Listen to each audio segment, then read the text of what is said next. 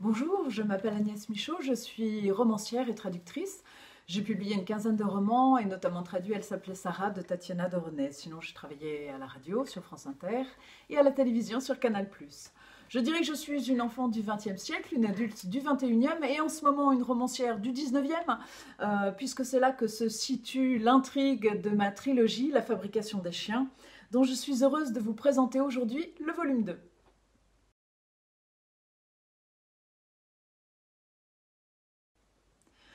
Dans ce volume 2 de La fabrication des chiens, vous allez voyager jusqu'à l'été 1899 et vous retrouver dans un Paris et une France un peu à feu et à sang à cause du procès en révision du capitaine Dreyfus, une histoire qui n'a pas fini encore d'empoisonner la République française.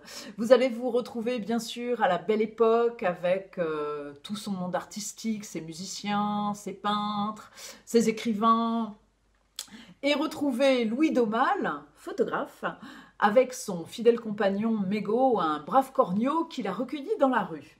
L'idée de la trilogie, et encore une fois dans le volume 2, c'est de regarder l'histoire à hauteur de chien et de s'interroger sur les conséquences que cette fin de siècle, cette fin de 19e siècle a pu avoir sur le 20e et le 21e siècle.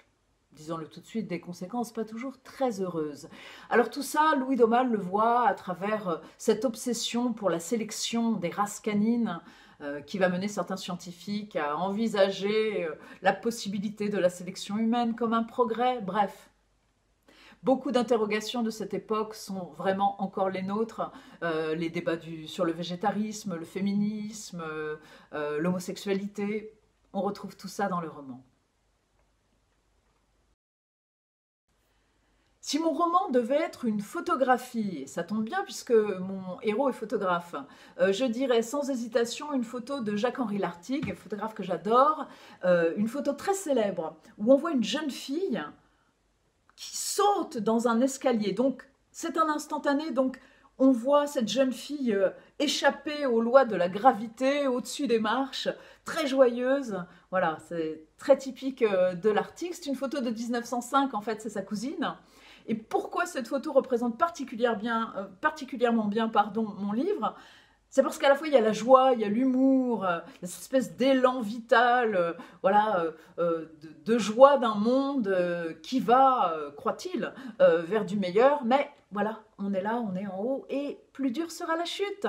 Donc voilà, c'est la photo parfaite pour parler de cette espèce d'univers foisonnant du roman. J'ai un souvenir très ému de Genève, mais vraiment très ému. C'était en 1998, j'accompagnais Nicole Garcia pour une avant-première de son film Place Vendôme. Et nous étions très luxueusement logés à l'hôtel Beau Rivage.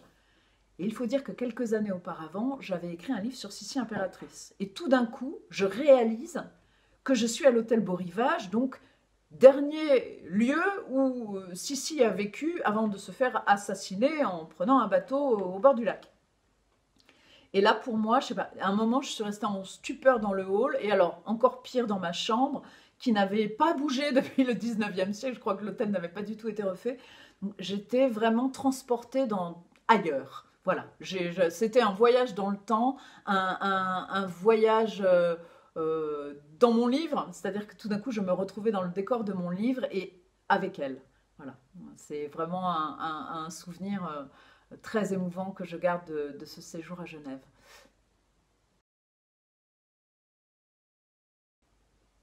Je vous remercie de m'avoir écouté.